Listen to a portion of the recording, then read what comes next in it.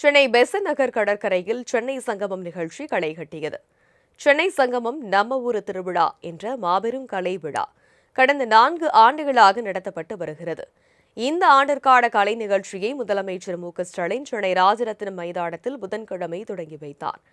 இந்த விழாவில் தமிழ்நாட்டின் புகழ்பெற்ற 250 கலைஞர்கள் இணைந்து வழங்கும் மாபெரும் இசை மற்றும் நடன நிகழ்ச்சிகள் சிறப்பாக நடைபெற்று வருகிறது. சென்னை மாநகரின் 20 இடங்களில் வரும் 18ஆம் தேதி வரை கலை நிகழ்ச்சிகள் நடைபெறவுள்ளது. தொடக்க விழாவை அடுத்து சென்னை சங்கமம் நம்ம ஊர் திருவிழா கலை நிகழ்ச்சி சென்னை பெசன்ட் நகர் கடற்கரையில் நடைபெற்றது.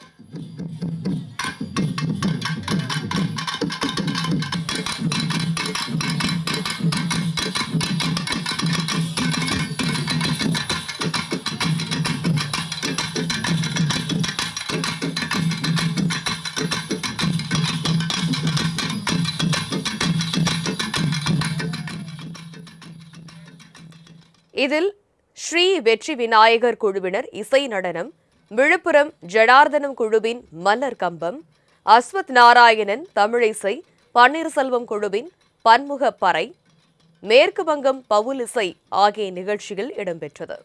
சென்னை சங்கமம் நம்ம ஊர் திருவிழா நிகழ்ச்சியை பொதுமக்கள் ஏராளமானோர் கண்டு மகிழ்ந்தனர்.